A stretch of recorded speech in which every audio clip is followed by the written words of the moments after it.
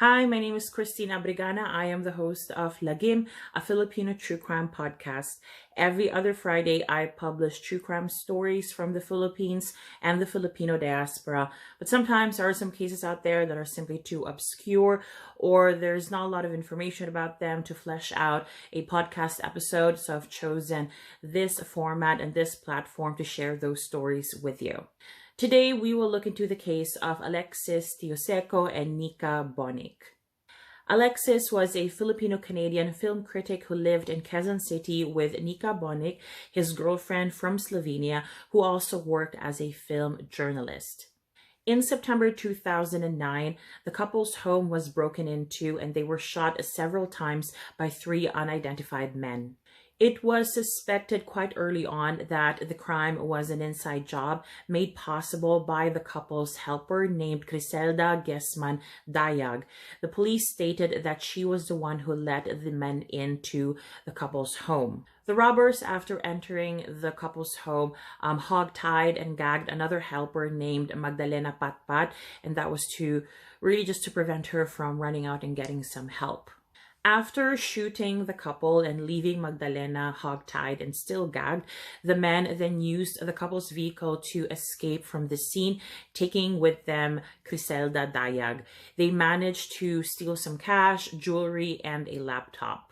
Seeing as Magdalena Patpat was the only witness in this crime, she was of course questioned quite profusely, and she did confirm that it was her colleague Criselda Dayag that let the three unidentified men into the home. She also said that before the men entered, Criselda Dayag told her that she was going to go out and buy something from a sari-sari store and call her father, but really that was just a ruse to let those men in.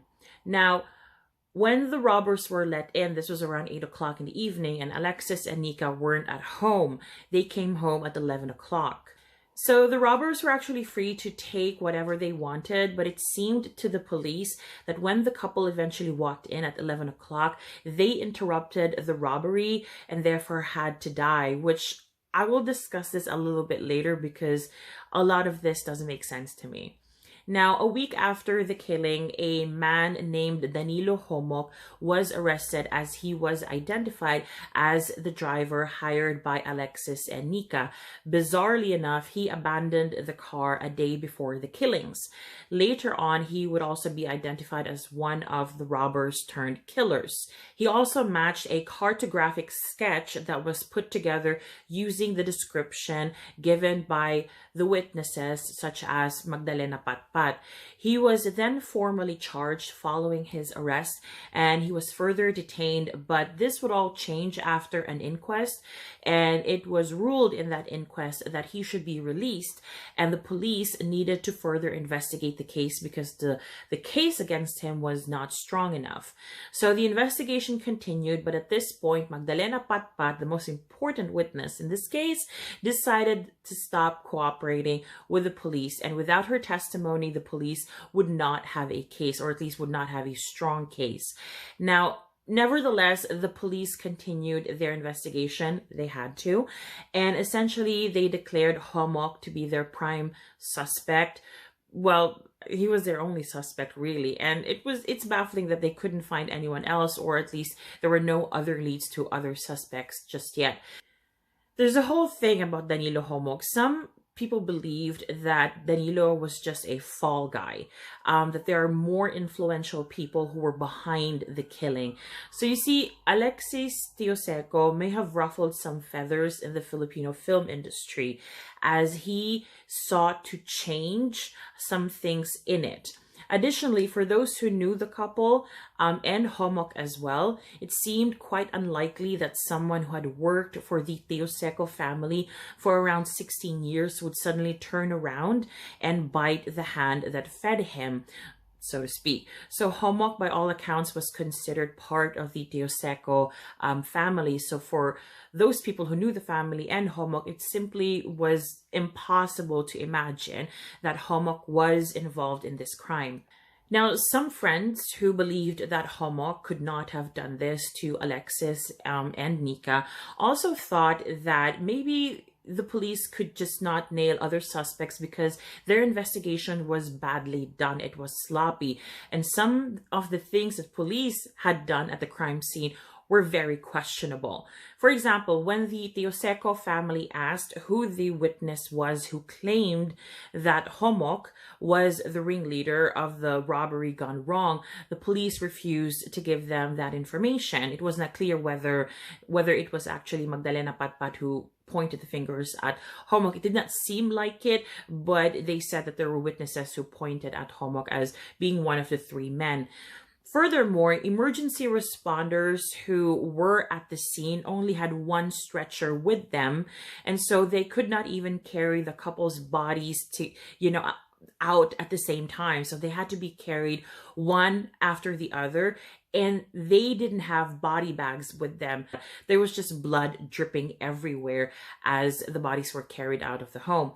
Now, another thing that seemed to have been flagged by friends was the time between the purported arrival of the robbers, which was 8 p.m., as I said, and also the arrival of the couple at 11 in the evening. So if this was a real robbery, and I think a lot of people would agree, if this was a real robbery, the robbers should have just moved quickly, like 1, 2, 3, get the TV, get the jewelry, get the money, get everything that's valuable, sort of in and out, and let's go. But why did they wait for 3 hours? So that was a big question. Furthermore, many valuable things were just left out in the open. They were available for the taking, but the robbers did not take them with them. So that was another red flag that friends of the couple wanted to just put out there, because the police did not seem to think that this was weird. So having said all that, friends of Alexis and Nika thought that this was not a robbery. This was a targeted execution because somebody had a bone to pick with Alexis. That was one motive that sort of came up.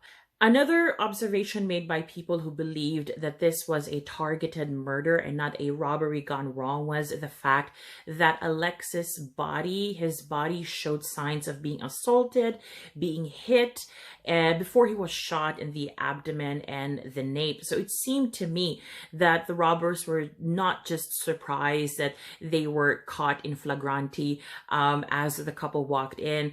The robbers did not just shoot indiscriminately. I think there was a torture, there was an assault element in here before the couple were essentially executed. So that was one belief out there. And I sort of see what they're trying to say. So all of this was essentially ignored by the police and was dubbed as a conspiracy theory.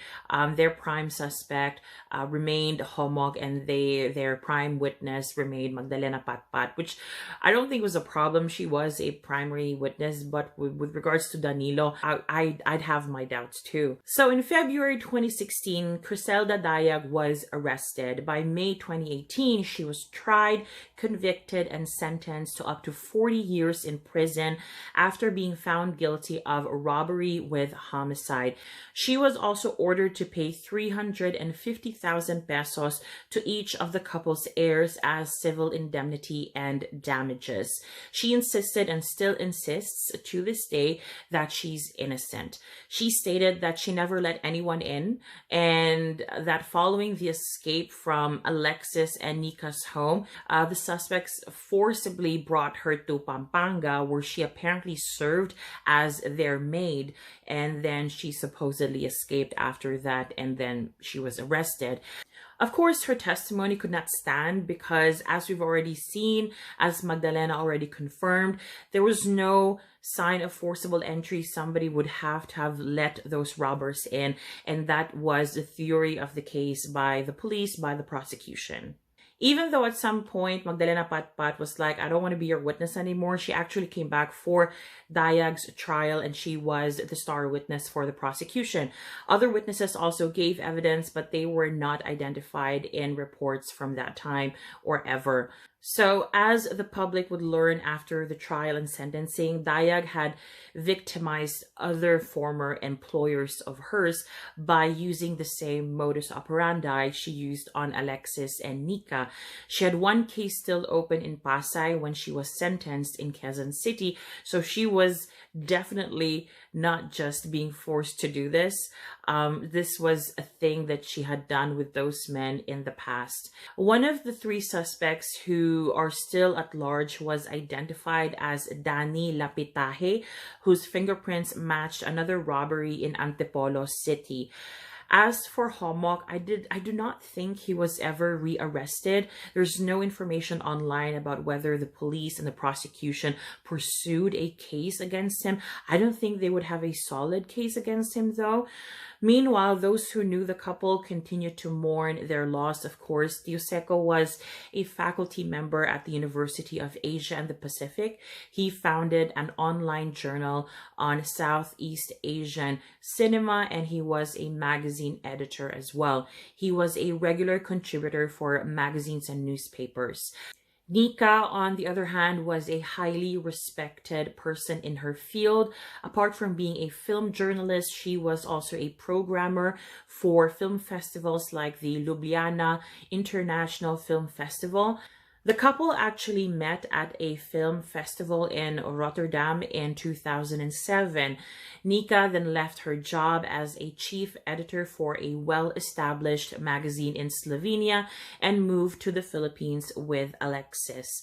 Alexis and Nika were very much in love, and it is such a shame that their lives had to be cut short. Their absence is still felt, not only within their families and friends, but also in the industry that looked up to them. Now, check this website that I will flash somewhere here or in the description. I was gonna say show notes because you say that when you're podcasting, but no, not the show notes, the description box. So check the website and listen to Alexis talk about some interesting and educational things about Filipino films. Very good points were made. It is actually an article, and you will have to scroll down to find 2 embedded YouTube videos. Very interesting. Please watch it, or please watch all of them. Thank you so much for listening and watching. If you want to suggest a case for this case info thing of mine that I'm doing, please feel free to do so. Comment those case names in the comment section. Maybe I've covered those cases already on my podcast, so check my podcast as well. After all, I have a lot of episodes. I've got, I don't know, maybe 40 episodes now on my podcast. 3 seasons worth of podcast episodes that you can binge day in, day out until you run out of podcast episodes to listen to. They're also available here on YouTube. It's literally just a static screen. It's audio only. Apart from that, please follow me on my social media accounts. Subscribe to this channel, like, follow, comment, whatever. And don't forget to support your independent Filipino true crime content creators. And yeah, thank you so much for watching and listening. Maraming salamat. Paalam.